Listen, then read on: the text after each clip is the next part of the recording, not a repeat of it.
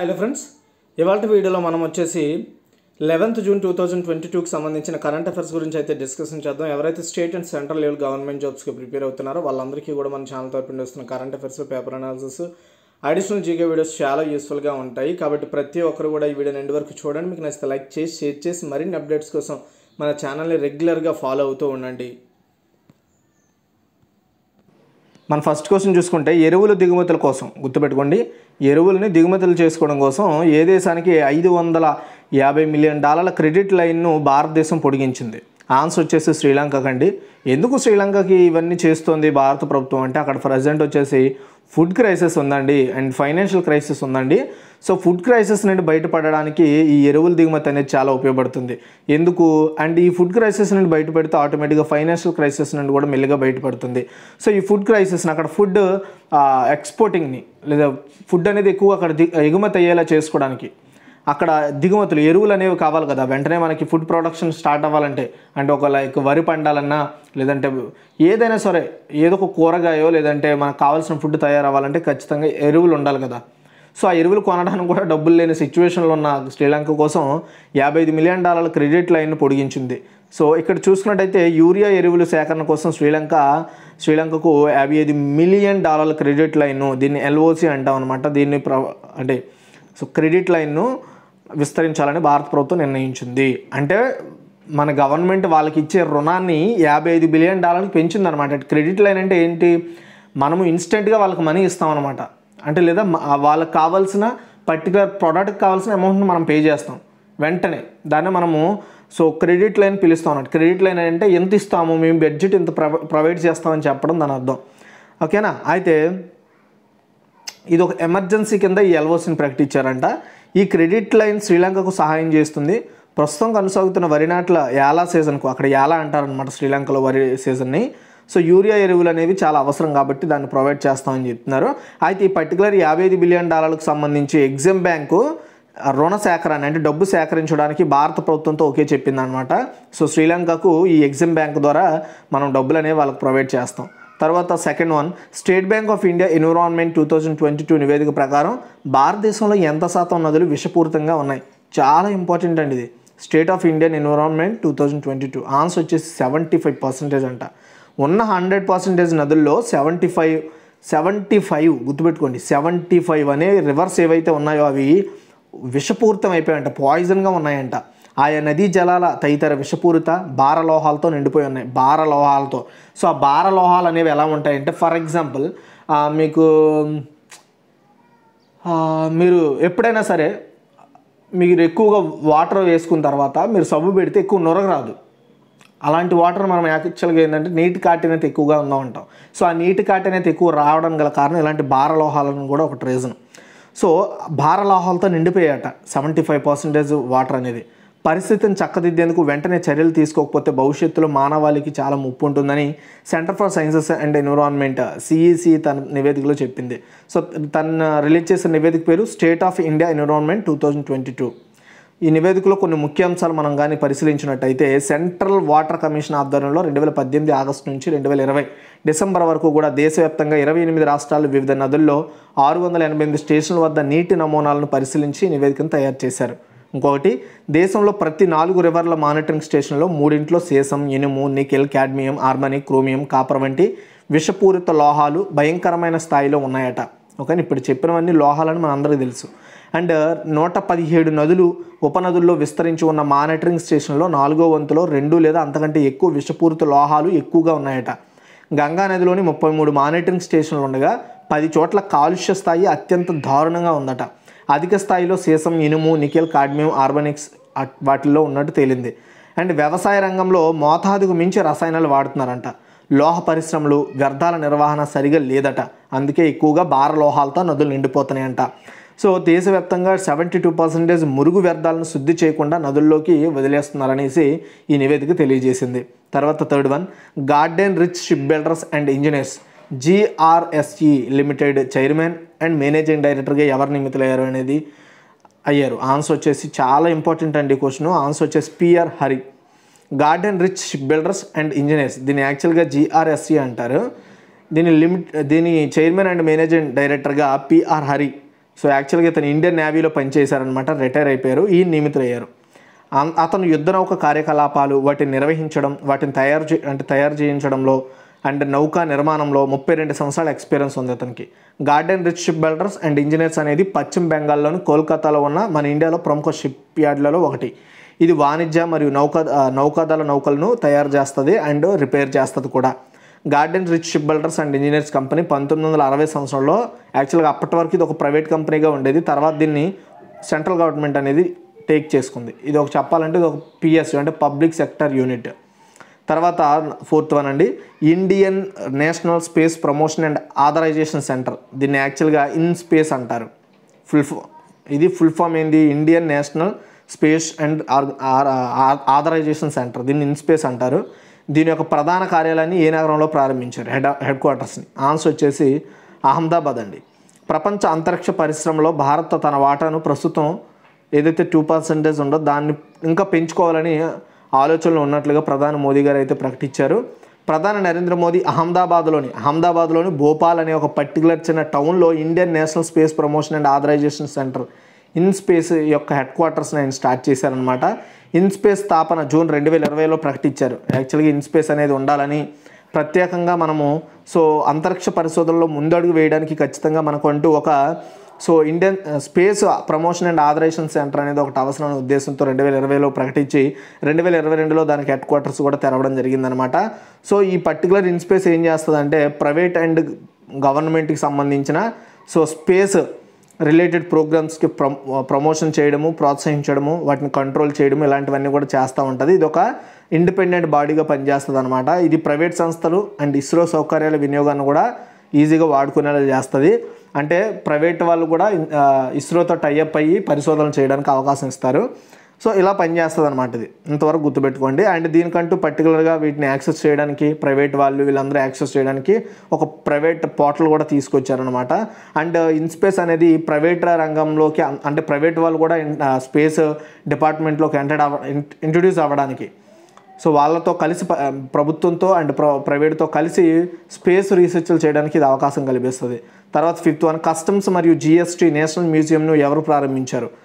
Answer వచ్చేసి శ్రీమతి నిర్మలా సీతారామన్ అండి. చూడండి, కేంద్ర ఆర్థిక మరియు కార్పొరేట్ వ్యవహారాల మంత్రి శ్రీమతి నిర్మలా సీతారామన్ గారు ఆజాదీ కా అమృత్ మహోత్సవ్ ఐకానిక్ వేడుకల్లో భాగంగా గోవాలోని పనాజీలో national museum of customs and GST అనే మ్యూజియంని నిర్మలా సీతారామన్ గారు జాతికి అంకితం చేశారు.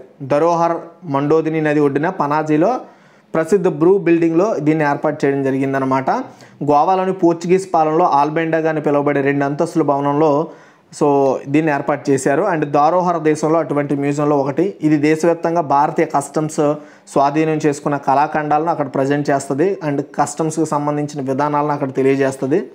అండ్ అక్బరీ మరియు చేతివ్రాత మనుస్క్రిప్ట్ స్తంభాల ప్రతిరూపం స్వాధీనం చేసుకున్న మెటల్ అండ్ రాతి కళాఖండాలు, దంతపు వస్తువులు, వన్యప్రాణుల వస్తువులు ఇక్కడ ఈ మ్యూజియంలో పెడతారనమాట. ఏంది, జిఎస్టీ అండ్ కస్టమ్స్ రిలేటెడ్గా ఏవైతే తప్పుడుగా పనిచేస్తున్నాయో అలాంటి వాటిని పట్టుబడిన ఉంటాయి కదా, వాటిని వేస్ట్గా వదిలేకుండా ఇక్కడ ప్రదర్శన కోసం ఉంచుతారనమాట. తర్వాత 6th వన్, ఐక్యరాజ్య సమితి సెక్రటరీ జనరల్ ఆంటోనియో గుటెరస్కు టెక్నాలజీ రాయబారిగా నియమితులైన భారతీయ దౌత్యవేత్త ఎవరు? చాలా ఇంపార్టెంట్ అండి. ఆన్సర్ వచ్చేసి అమరన్దీప్ సింగ్ గిల్ అండి. ఏంటండి, అమన్దీప్ సింగ్ గిల్. భారతీయ సీనియర్ దౌత్యవేత్త అమన్దీప్ సింగ్ గిల్ను ఐక్యరాజ్య సమితి సెక్రటరీ జనరల్ ఆంటోనియో గుటెరస్ టెక్నాలజీకి సంబంధించి అంటే అతనికి టెక్నాలజీ రిలేటెడ్ వాటిల్లో సహాయ సహకారాలు అందించడానికి పర్టికులర్గా టెక్నాలజీ డిపార్ట్మెంట్కి రాయబారిగా నియమించుకున్నారనమాట.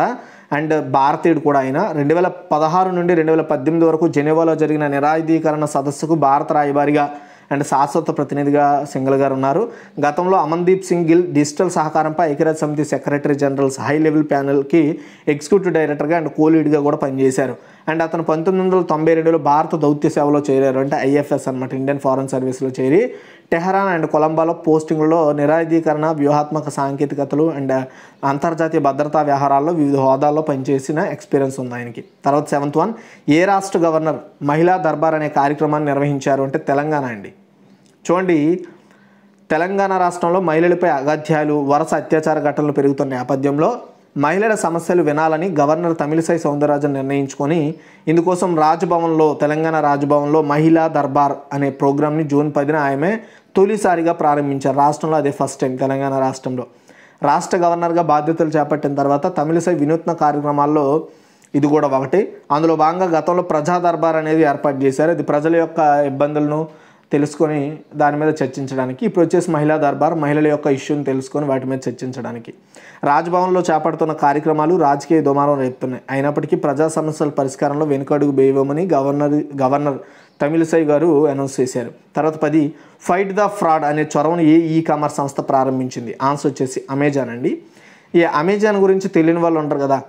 అయితే అమెజాన్ ఇండియా ఆన్లైన్ స్కాముల గురించి డైలప్ అవగాహన కోసం, అంటే ఆన్లైన్ స్కాములు వచ్చినప్పుడు సో వాటి గురించి అవగాహన కల్పించడం, Amazon India Cyber Peace Foundation and Rashtriya Rakshaka University సహకారంతో ఫైట్ ది ఫ్రాడ్ అనే ఒక పర్టికులర్ ట్యాగ్ వర్డ్తో ఒక అవగాహన కార్యక్రమాన్ని చేపట్టింది. ఆన్లైన్లో వినియోగదారులు, బ్రాండ్లు, చిన్న వ్యాపారాలను మెరుగ్గా సన్నద్ధం చేయడానికి ఇది అవగాహన కల్పించే టార్గెట్గా పెట్టుకుంది. దీనిలో భాగంగా వెబినార్లు, సోషల్ మీడియా అవేర్నెస్ క్యాంపులు, కెపాసిటీ బిల్డింగ్ వర్క్షాప్లు ఇలాంటి కార్యక్రమాలు నిర్వహించి ప్రజలకి అండ్ అదేవిధంగా అమ్మే వాళ్ళకి, సెల్లర్స్కి, కొనే వాళ్ళకి అందరికీ కూడా అవగాహన కల్పిస్తారు. దీని ద్వారా ఫ్రాడ్ నుంచి ఎలా జాగ్రత్తగా ఉండాలనేది. తర్వాత 9 వైఎస్ఆర్ యంత్ర సేవ పథకాన్ని ఏ రాష్ట్ర ప్రభుత్వం ప్రారంభించింది అంటే గుర్తు రావాలి. వైఎస్ఆర్ అని కానీ ఆంధ్రప్రదేశ్ అని. గుంటూరులో వైఎస్ఆర్ యంత్ర సేవా పథకం స్టార్ట్ చేశారు రాష్ట్ర ముఖ్యమంత్రి వైఎస్ జగన్మోహన్ రెడ్డి గారు. సో ట్రాక్టర్లతో పాటు కంబైన్డ్ హార్వెస్టర్ల యోగా పంపిణీ కార్యక్రమాన్ని కూడా స్టార్ట్ చేశారనమాట. సో కంబైన్డ్ హార్వెస్టర్లు అంటే హార్వెస్టింగ్ అంటే ఏంటండి, హార్వెస్టింగ్ అనే ప్రోగ్రామ్ని, మెగా పంపిణీ ప్రోగ్రామ్ని, అదేవిధంగా అంటే ఎరువులు తయారు చేయడం అనే అంటే ఎరువులు తయారీ పద్ధతిని, హార్వెస్టింగ్ చేసే పద్ధతిని, అదేవిధంగా దానికి సంబంధించిన ఏదైతే మెగా పంపిణీ, ఆ పంపిణీని, అదేవిధంగా రాష్ట్ర స్థాయి ట్రాక్టర్లు ఎలిజిబుల్ అయిన వ్యక్తులకి ట్రాక్టర్లు అందించే కార్యక్రమాన్ని స్టార్ట్ చేశారు. దీనికి పెట్టిన పేరు వైఎస్ఆర్ యంత్ర సేవా పథకం. అండ్ రైతు భరోసా కేంద్రాలు అంటే ఆర్బీకేలు అంటారు. వీటి స్థాయిలో 3800 ట్రాక్టర్లతో పాటు 1440 ఇతర వ్యవసాయ యంత్రాలు పంపిణీ చేశారు. రైతుల సంక్షేమం కోసం చేసిన నిబంధనను పునర్ఘాటిస్తూ ఆంధ్రప్రదేశ్ ప్రభుత్వం మొత్తం 10,750 వైఎస్ఆర్ యంత్ర సేవా కేంద్రాలను స్థాపించాలని టార్గెట్ పెట్టుకుందట. తర్వాత 10 క్వింటీలియన్ బిజినెస్ మీడియా కొత్త డైరెక్టర్గా ఎవరు నియమితులయ్యారు? ఆన్సర్ వచ్చేసి సంజయ్ పొగాలియా. చూడండి, క్వింటిలియన్ అంటే క్వింట్ మీడియా అని మీరు వినే ఉంటారనమాట. చాలా ఫేమస్ డిజిటల్ మీడియా సంస్థ అనమాట. అయితే ఈ మీడియాకి CEO అండ్ ఎడిటర్ ఇన్ చీఫ్గా ఉన్న సంజయ్ పొగాలియాను ఆ సంస్థకి డైరెక్టర్ బోర్డుగా నియమించారనమాట. బోర్డ్ ఆఫ్ డైరెక్టర్గా. మేలో Raghav Bahl curated digital business news platform Gautam Adani యొక్క AMG మీడియా నెట్వర్క్లో 49% వాటాను కొనుగోలు చేసిన తర్వాత ఈ నియామకం జరిగిందనమాట. సో ఇప్పుడు ఈ క్వింట్ మీడియా ఏదైతే క్వింటిలియన్ బిజినెస్ మీడియా లిమిటెడ్ ఉందో ఇది వచ్చేసి హాఫ్ ఆఫ్ ది షేర్స్ దీంట్లో అదాని గ్రూప్కి కూడా ఉన్నాయన్నమాట. అండ్ సంజయ్ పొగాలియా ఒక ప్రముఖ పాత్రికేయుడు. Quint digital media limited president పదవికి రాజీనామా చేశారు. అండ్ గ్రూప్ మీడియా సంబంధిత కార్యక్రమాలకు నాయకత్వం వహించడానికి Adani enterprises CEO and editor in చీఫ్గా ప్రజెంట్ పనిచేస్తున్నారు. తర్వాత 11 ఇటీవలే సంక్షోభం మధ్య ఐక్యరాజ్య సమితి ఏ దేశానికి $48 మిలియన్ మానవతా సహాయం అందిస్తుంది అంటే శ్రీలంకకు అండి. మనందరికీ తెలుసు శ్రీలంక సిచ్యువేషన్ ఎలా ఉందో. దాని నుండి బయటపడడానికి సో వివిధ ఆర్గనైజేషన్స్ లేదా వివిధ దేశాల ద్వారా ఏదైతే ఆర్జించిన ఫండ్ ఉందో దాన్ని శ్రీలంకలో ఆహారము, విద్యుత్, ఇంధన కొరత నుండి బయటపడేయడానికి యునైటెడ్ నేషన్స్ సంబంధించి ఈ $48 బిలియన్ ఇవ్వడానికి రెడీగా ఉందట. సో దీనికి సంబంధించిన విషయాన్ని శ్రీలంక ప్రధానమంత్రి రనిల్ విక్రమసింఘే పార్లమెంట్లో దీని గురించి చర్చించారనమాట. త్వరలో ఈ యొక్క ఫండ్ అనేది శ్రీలంకకు చేరబోతోంది. తర్వాత 12 44వ చెస్ ఒలింపియాడ్ లోగో మరియు మస్కట్ను ఏ రాష్ట్ర ముఖ్యమంత్రి ప్రారంభించారు అంటే ఆన్సర్ వచ్చేసి తమిళనాడు అండి. ఎందుకంటే మనకు తెలుసు 44వ చెస్ ఒలింపియాడ్ అనేది తమిళనాడులోని చెన్నై అనే ప్రాంతంలో జరుగుతుంది. కాబట్టి వాటిని రిలీజ్ చేసే బాధ్యతను కూడా ముఖ్యమంత్రి తీసుకున్నారు. తమిళనాడు ముఖ్యమంత్రి MK స్టాలిన్ చెన్నైలోని ఫిడే చెస్ ఒలింపియాడ్ కోసం తంబి అనే మస్కట్ను అండ్ లోగోను రిలీజ్ చేశారు. తమిళంలో తంబి అంటే తమ్ముడు అని అర్థం. అంటే తమ్ముడు అనే ఒక మస్కట్ను, లోగోను రిలీజ్ చేశారు. జూలై 28 నుంచి ఆగస్టు 10 వరకు కూడా చెన్నై సమీపంలో మామల్లపురంలో ఈ ఈవెంట్ జరగబోతోంది, 44వ చెస్ ఒలింపియాడ్ అనేది. అండ్ 186 దేశాల నుంచి 2000 మందికి పైగా క్రీడాకారులు అందులో పాల్గొంటారు. ఈ ఎడిషన్లో భారత్కి చెందిన అతిపెద్ద బృందం కూడా పార్టిసిపేట్ చేయబోతుంది. 2013లో భారతదేశానికి చెందిన Vishwanath Anand and Magnus Carlsen మధ్య జరిగిన ప్రపంచ ఛాంపియన్షిప్ మ్యాచ్ తర్వాత చెన్నై వేదికగా జరుగుతున్న రెండో అతిపెద్ద అంతర్జాతీయ చెస్ ఈవెంట్ ఇది. అండ్ అంతర్జాతీయ టోర్నమెంట్కు సన్నాహాలు చాలా స్పీడ్గా జరుగుతున్నాయి. తర్వాత 13 అండి. సో ఈజ్ 5.0 కామన్ రిఫార్మ్స్ ఎజెండాని ఎవరు ప్రారంభించారు? చూడండి, ఈజ్ 5.0 కామన్ రిఫార్మ్స్ ఎజెండాను ఎవరు ప్రారంభించారు? ఆన్సర్ వచ్చేసి శ్రీమతి నిర్మలా సీతారామన్ అండి. నిర్మలా సీతారామన్ గారు పిఎస్బి అంటే పబ్లిక్ సెక్టార్ బ్యాంక్స్, వీటిని పిఎస్బి అంటాము. సో ఈ పిఎస్బి బ్యాంకుల కోసం enhanced access and service excellence, దీన్ని ఈజ్ అంటారు. ఈజ్ 5.0 కామన్ రిఫార్మ్స్ ఎజెండా అనే పేరుతో ఒక పర్టికులర్ రిఫార్మ్స్ని ప్రారంభించారనమాట శ్రీమతి నిర్మలా సీతారామన్ గారు. ఇది ఏవైతే ప్రభుత్వ రంగ బ్యాంకులు ఉంటాయో ఆ బ్యాంకులు విభిన్న రంగాలలో కొత్త సంస్కరణలు తేవడానికి ఉపయోగపడుతుంది. ప్రభుత్వ రంగ బ్యాంకుల కోసం అభివృద్ధి చేసిన ఈజ్ నెక్స్ట్ ప్రోగ్రామ్ యొక్క ఈజ్ 5.0 కామన్ రిఫార్మ్స్ ఎజెండాను న్యూఢిల్లీలో నిర్మలా సీతారామన్ గారు కాన్ఫరెన్స్ ద్వారా స్టార్ట్ చేశారు. ఈజ్ 5.0 కింద పబ్లిక్ సెక్టార్ బ్యాంకులు కొత్త ఫ్యూచర్లోకి వెళ్తాయన్నమాట. ఫ్యూచర్లో వాళ్ళు ఏమేమి చేయాలి, ఎలా ఉండాలి, టెక్నాలజీ పరంగా కావచ్చు, ఇతరత్ర బ్యాంకుల మీద పోటీతత్వం కావచ్చు, వాటి మీద వాళ్ళు మార్గదర్శకాలు లేదా స్పీడప్ అవ్వడానికి ఈజ్ 5.0 అనేది యూజ్ అవుతుంది. తర్వాత వచ్చేసి 14th అండి.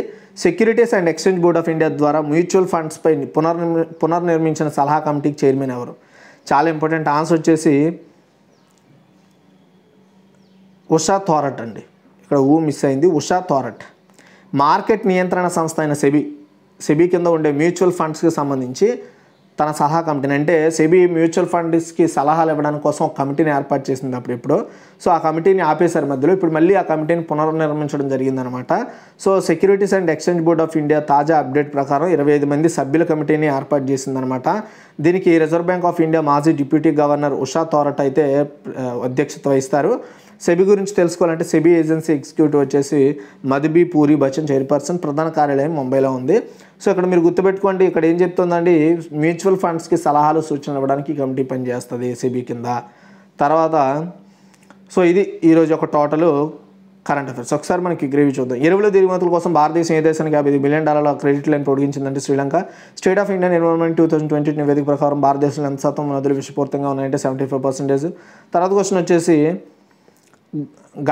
Garden Reach Shipbuilders and Engineers Limited chairman and managing director ఎవరు నియమితులయ్యారంటే పిఆర్ఆర్ఐ. తర్వాత Indian National Space Promotion and Authorization Centre ప్రధాన కార్యాలయాన్ని ఈ నగరంలో స్టార్ట్ చేశారంటే అహ్మదాబాద్, భోపాల్. తర్వాత వచ్చేసి customs and GST national museum ఎవరు ప్రారంభించారంటే శ్రీమతి నిర్మలా సీతారామన్ గారండి, గోవాలోని పనాజీ అనే ప్రాంతంలో. అండ్ ఐక్యరాజ్య సమితి సెక్రటరీ జనరల్ ఆంటోనియో గుటెరస్కు టెక్నాలజీ రాయబర్గా నియమితున్న భారతీయ దౌత్యవేత్త ఎవరు అంటే అనుదీప్ సింగ్ గిల్. తర్వాత ఏ రాష్ట్ర గవర్నర్ మహిళా దర్బార్ అనే కార్యక్రమాన్ని నిర్వహించారు అంటే తెలంగాణ అండి. ఫైట్ ద ఫ్రాడ్ అనే చొరవను ఏ కామర్స్ సంస్థ ప్రారంభించిందంటే అమెజాన్ ఇండియా. అండ్ వైఎస్ఆర్ యంత్ర సేవా పథకాన్ని ఏ రాష్ట్ర ప్రభుత్వం స్టార్ట్ చేసిందంటే ఆంధ్రప్రదేశ్ ప్రభుత్వం అండి. తర్వాత క్వింటిలియన్ బిజినెస్ మీడియా కొత్త డైరెక్టర్గా ఎవరు నియమితులయ్యారు అంటే సంజయ్ పుగాలియా. ఇటీవల సంక్షోభం మధ్య ఐక్యరాజ్య సమితి ఏ దేశానికి $48 మిలియన్ మానవతా సహాయం అందించనుంది అంటే శ్రీలంకకు అండి. అండ్ 44వ చెస్ ఒలింపియాడ్ లోగో అండ్ మస్కట్ని ఎవరు ప్రారంభించారు అంటే ఏ రాష్ట్రం ప్రారంభించిందంటే తమిళనాడు, దానికి తంబి అని పేరు పెట్టింది. అండ్ ఈజ్ 5.0 కామన్స్ రిఫార్మ్స్ ఎజెండాని ఎవరు స్టార్ట్ చేశారంటే Shrimati Nirmala Sitharaman. And securities and exchange board of India ద్వారా మ్యూచువల్ ఫండ్స్పై పునర్నిర్మించిన సలహా కమిటీకి ఎవరు చైర్మన్గా ఉన్నారు అంటే ఆన్సర్ వచ్చేసి ఉషా థోరట్ అండి. Thanks for watching. ఈ వీడియో చూసినందుకు షేర్ చేయండి, లైక్ చేయండి. మరిన్ని అప్డేట్స్ కోసం మన ఛానల్ రెగ్యులర్గా ఫాలో అవుతూ ఉండండి.